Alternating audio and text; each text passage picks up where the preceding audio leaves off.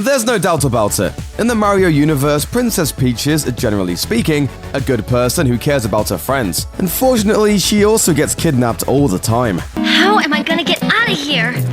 And while languishing in the bad guy's clutches, the perky princess often ends up brainwashed, possessed, or enchanted, and turns into an absolute terror. Other times, she forgets her royal manners and is just plain rude, even when she's safe and sound.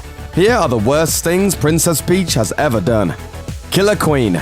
Let's get the big one out of the way first. In 2004's GameCube title Paper Mario: The Thousand Year Door, Princess Peach straight up tries to murder her longtime beau after he refuses to bend the knee and become her slave. Peach is possessed by an ancient entity known as the Shadow Queen, who takes over her body and transforms her into the evil Shadow Peach. She's a formidable foe, impervious to damage under the Queen's protection. But when the Crystal Stars allow Mario's allies to distract the Queen by sending the plumber positive vibes, Peach regains control long enough to give Mario a way to attack the Queen. Ultimately, the Shadow Queen is defeated and sealed away. Peach returns to her normal self, and the gang puts the whole "the possessed princess tried to murder Mario" thing behind them. Punk Princess. Sure, she can tear it up on the race course or on the soccer field, but all things considered, Peach is a very conventional and conservative princess. Not so in Magic Carpet Madness, one of the stories published in Valiant Comics' short-lived Nintendo Comic System series. The hijinks begin when King Koopa and his minions infiltrate the Toadstool's castle by posing as carpet cleaners, then magically transform the palace rugs into flying carpets. One of those carpets snatches Peach and sends her high above the clouds. When she returns, she has ditched her signature pink dress for a pair of tight jeans, a denim vest, spiked bracelets, and the most 80s sunglasses imaginable. Peach gets a new attitude to go along with her fresh duds. She heckles a passenger plane and crashes Koopa's bad year blimp, rudely suggesting the inanimate aircraft go on a diet. Eventually, Mario realizes Peach has been hypnotized, so he puts a magic beanstalk in her flight path to smack her back into reality. In the end, the denim-clad royal falls safely onto her father's magic carpet, and King Koopa curses punk teenagers from a King Koopa-shaped hole in the ground. Princess Pranks. Sometimes a princess is out of line even when she's in her right mind, like when she pulled a terribly ill-conceived prank on her hero Mario way back in the 8-bit days. First, some backstory. Thank you, Mario, but our princess is in another castle.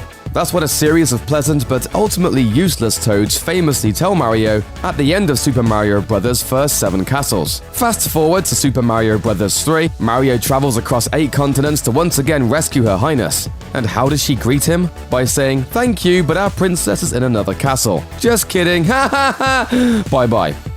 Good one, princess. Never mind that Mario repeatedly risked his life and decimated the entire Koopa bloodline to rescue you. Style Wars. Daisy, like her boyfriend Luigi, is more or less an afterthought in the Mario universe. She's Mario's love interest in the Game Boy exclusive Super Mario Land.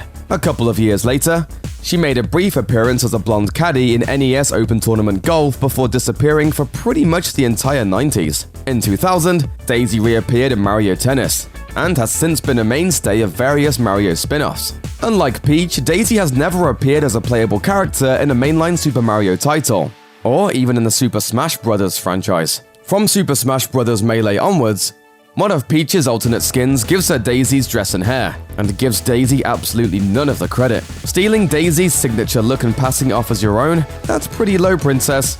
It's almost as bad as when you tried to drag Mario to a Milli Vanilli concert. Hey guys, why so formal? We're going to a Milli Vanilli concert, not a symphony. Sorry guys. Heartbreaker. The 1986 Japanese anime flick, loosely translated as Super Mario Bros. A Great Mission to Rescue Princess Peach, plays fast and loose with Super Mario Bros. Continuity. One of the most notable deviations involves making Peach not instantly smitten with our mustachioed hero. The film very loosely follows the first game. While Mario plays Nintendo, Princess Peach appears on his television screen and hops into the real world. She's around just long enough for Mario to fall madly in love, and then Bowser appears and whisks Peach away, forcing her to drop her necklace. The next day, a dog scurries into the grocery store where Mario and Luigi work and steals the necklace. The Mario brothers chase the dog to the Mushroom Kingdom, and the trio later teams up to rescue Peach. It's not a happy ending for Mario, however, who earlier fantasized about romancing the princess, and assumes she's available. After the battle, he returns Peach's necklace, and the dog suddenly transforms into a handsome prince who just so happens to be Peach's heretofore undisclosed fiancé.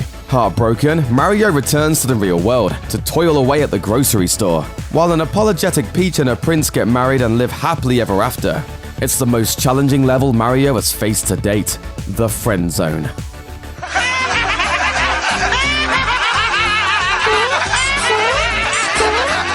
Thanks for watching. Click the SVG icon to subscribe to our YouTube channel. Plus, check out all this cool stuff we know you'll love too.